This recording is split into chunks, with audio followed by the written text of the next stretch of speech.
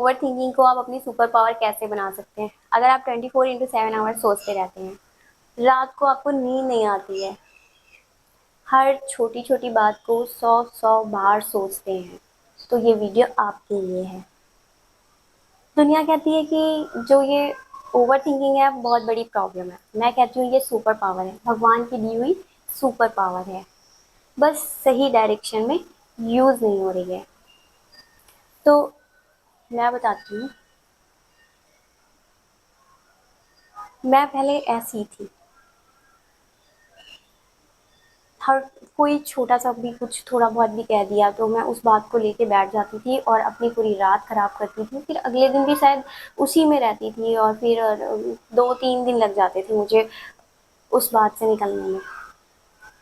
मुझे लगता था मैं और जो लोग हैं उनके जैसा कूल क्यों नहीं हूँ, मैं उनके जैसी क्यों नहीं हूँ, भगवान ने मुझे ऐसा क्यों बना दिया, मेरे में मतलब ये कमी क्यों है कि मैं बहुत ज़्यादा ओवरथिंक क्यों कर रही हूँ, चीज़ों को इतना ज़्यादा सोचना मेरे लिए अच्छा नहीं है, क्योंकि मैं अपने काम पे ध्यान नहीं दे पा रही, मैं कुछ कर नहीं पा रही, मैं बस अटकी हुई हूँ उसी में। तो ये बहुत बड़ी प्रॉब्लम लगती थी मुझको।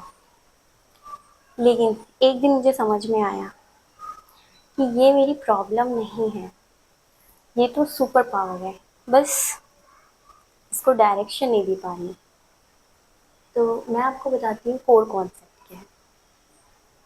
कोर कॉन्सेप्ट, हमारी बॉडी दो तरीके से फंक्शन करती है। एक जो जिसे हम कंट्रोल कर लेते हैं, जैसे एक हाथ को उठाना है तो हम एक इसको कंट्रोल कर सकते हैं, नहीं भी उठाएंगे।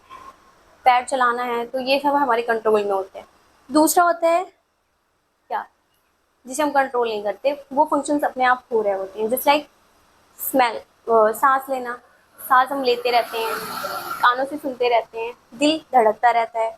तो ये सारी चीज़ें क्या होती हैं, इन्हें हमें नहीं कहना पड़ता कि तुम धड़को दिल को, तो वो अपने आप हो रही होती है। तो ऐसे ही ब्रेन का भी है, ब्रेन का जो काम है वो सोचना है, तो वो सोचते रहता है सोचते रहता है सोचते रहता है, पर फालतू की चीज़ें।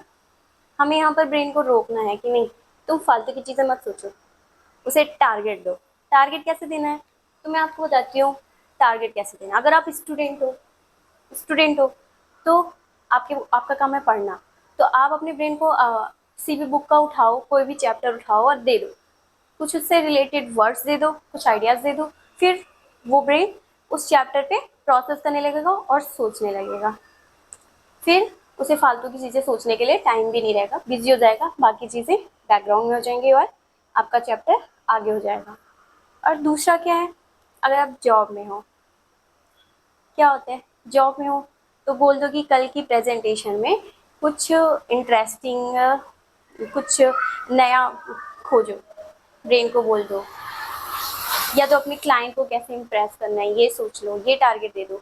और अगर आप घर में हो तो आप ब्रेन को टारगेट दे दो कि मुझे आज और कल में फ़र्क चाहिए, 1% मुझे बेहतर बनना है। आज में आप यूट्यूब पे कई से सारे ऐसे वीडियोज़ हैं जो देख सकते हो कि हम अपने आप को बेहतर कैसे बनाएं, इसका 10 मिनट आप देख सकते हो। तो ये हो गया। अब अब बात आती है रियल लाइफ में एप्लीकेशन।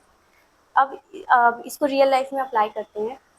तो मान लो आपको बॉस ने डांट दिया, आप बहुत सैड हो जाओगे, बहुत गुस्से में आ जाओगे, आपको बहुत बुरा लगेगा कि बॉस ने मुझे डांट दिया। नॉर्मली क्या होगा, आप घर आओगे, आप अपने फैमिली पे गुस्सा निकालोगे, लेकिन जो जिस इंसान ने इसको अप्लाई कर लिया, वो क्या, उसने क्या सुबह ही ब्रेन को टारगेट दे दिया है, तो ब्रेन इतना बॉस की बात पे ध्यान नहीं देगा और वो घटना क्या हो जाएगी, बैकग्राउंड में चलने लगेगी और आपका ब्रेन कहीं और काम कर रहा है, बिजी है वो। आप अपने ब्रेन को रोको कि फालतू की चीज़ें ना सोचे। अगर आपको कोई कुछ बोल देता है और आप उस पर बहुत ज़्यादा सोचते हो, तो श्री प्रेमानंद महाराज जी का एक बहुत अच्छी बात मुझे लगी थी, वो मैं आपको बताती हूँ कि प्रेमानंद महाराज जी ने कहा था कि अगर कोई तुम्हारी बुराई कर रहा है तो उसे करने दो, वो असल में आपके पापों को काट रहा है। वो आपकी बुराई कर रहा है तो वो आपने जो पिछले जन्म में जाने अनजाने जो भी आपसे गलतियाँ हुई होंगी, उसका जो आपको भुगतना पड़ेगा वो भोगेगा आपने।